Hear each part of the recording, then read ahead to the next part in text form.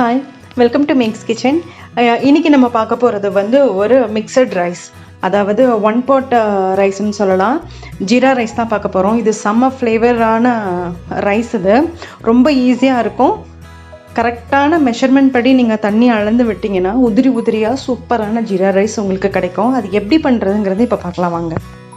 நம்ம சேனலை இன்னும் சப்ஸ்கிரைப் பண்ணாதவங்க மறக்காமல் சப்ஸ்கிரைப் பண்ணிக்கோங்க. பக்கத்தில் இருக்கிற பெல் ஐக்கானையும் ப்ரெஸ் பண்ணுங்கள். அப்போ தான் நான் போடுற வீடியோவோட அப்டேட்ஸ் உங்களுக்கு வரும். ஜீரா ரைஸ் பண்ணுறதுக்கு முதல் நம்ம அரிசியை நம்ம கழுவிட்டு ஊற வச்சிடலாம். நான் ஒரு கப்பு அரிசி எடுத்திருக்கேன். இது ஒரு அழகு 200 கிராம் இருக்கும்.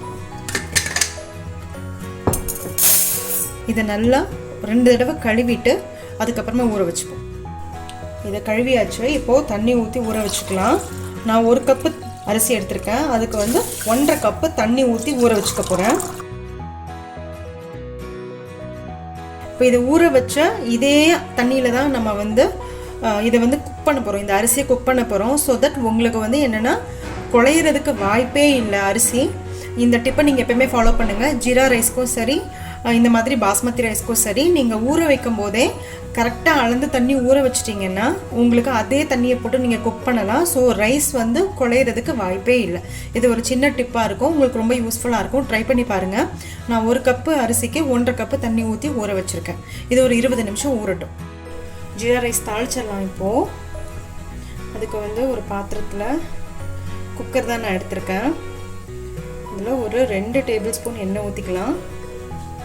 உங்களுக்கு நெய் பிடிக்கணும்னா நீங்கள் நெய் கூட போட்டுக்கலாம், இல்லை பாதி நெய் பாதி ஆயில் அந்த மாதிரி கூட போட்டுக்கலாம்.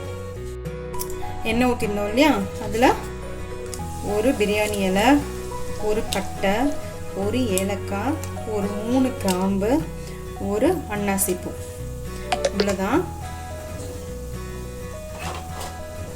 இதை போட்டு லைட்டாக இப்படி தாளிச்சிட்டு அதுக்கப்புறமா சீரகம் நல்லா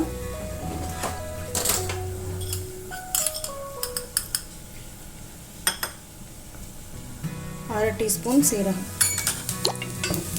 கொஞ்சம் பொரியட்டும். அப்போது சிம்லேயே வச்சுக்கோங்க. சீரகம் கறிகிறாமல் பார்த்துக்கோங்க. சிம்மில் வச்சுட்டு இந்த டைமில் நம்ம அரிசி ஊற வச்சுருக்கோம் இல்லையா, அதை எடுத்து இதில் போட்டுக்கலாம்.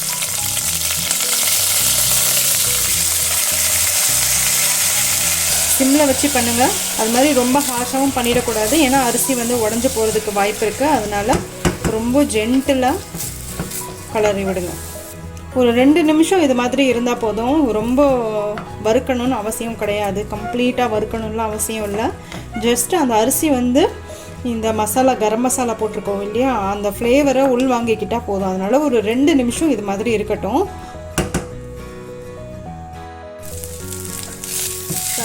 லைட்டாக இப்படி தான் கிளறி விடணும். ரொம்ப போட்டு இப்படிலாம் பண்ணிங்கன்னா அரிசி உடையிறதுக்கு வாய்ப்பு இருக்குது. அதனால் இது கிளறிட்டு இப்போது நான் தண்ணி ஊற்றிக்கிறேன். ஆல்ரெடி நம்ம அளந்து வச்சுருந்த தண்ணி தான், 1க்கு 1.5 ஆல்ரெடி அளந்து தான் நான் ஊற வச்சுருக்கேன் அரிசியவே. நீங்கள் கரம் மசாலா போடணுன்னு அவசியம் கூட கிடையாது. வெறும் இல்லாட்டினா நீங்கள் பாஸ்மதி அரிசி, இல்லாட்டினா சீரக சம்பா, அப்படி இல்லாட்டினா நார்மலாக இருக்கிற பச்சரிசி, அதை மாதிரி சாதத்தை நல்லா உதிரியாக வடிச்சிட்டு அதுக்கப்புறமா ஒரு கடாயில் எண்ணெய் ஊற்றி பட்டை, கிராம்பு, ஏலக்காய், சீரகம் போட்டு தாளித்து இந்த அரிசியையும் சேர்த்து அதோடு போட்டு மிக்ஸ் பண்ணி கூட நீங்கள் சாப்பிட்லாம். அதுவும் ஒரு மெத்தடு. இது 1 பாட் ரைஸ் மாதிரி ஜஸ்ட் எல்லாத்தையும் ஒரே இதில் தாளித்து விட்டு நம்ம மூடி போட்டு விசில் வச்சு ஒரு விசில் வச்சு எடுத்தாலும் சரி. நான் எப்போயுமே விசில் வைக்க மாட்டேன். நான் என்ன பண்ணுவேன்னா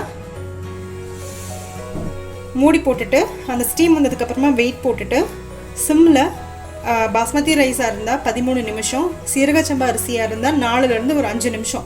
அதுவே உங்களுக்கு கரெக்டாக வெந்துடும், பர்ஃபெக்டாக இருக்கும், நல்லா ஃப்ளஃபியாக இருக்கும் அரிசி.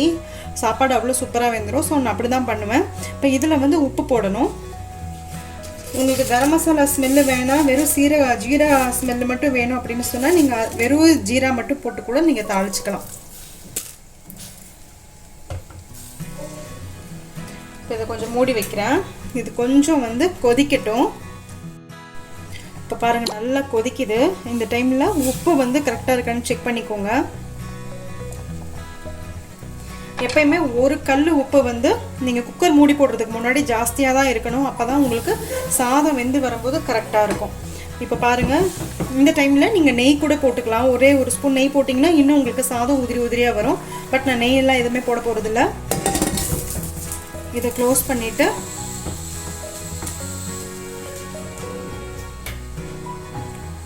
வெயிட் போட்டுடலாம். வெயிட் போட்டுட்டு கம்ப்ளீட்டாக சிம்மில் வச்சுடுங்க.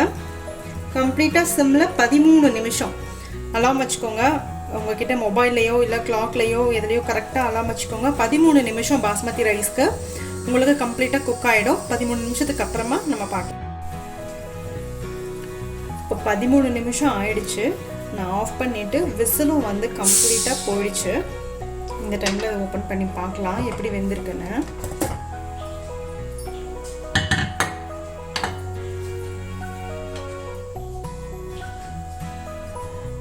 பாருங்கள் எவ்வளோ சூப்பராக அடி பிடிக்காமல் எவ்வளோ அழகாக உதிரி உதிரியாக வெந்திருக்குன்ட்டு.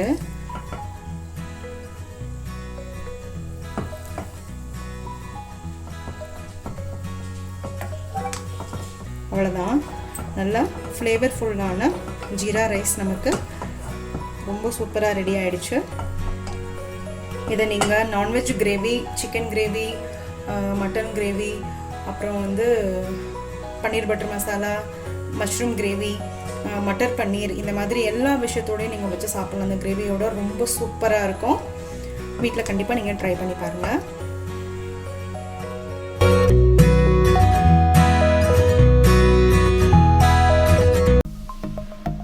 சப்ஸ்கிரைப் பண்ணுங்கள், மறக்காமல் பெல் ஐக்கானை ப்ரெஸ் பண்ணுங்கள். அப்போ தான் நான் போடுற வீடியோஸோட அப்டேட்ஸ் உங்களுக்கு வரும்.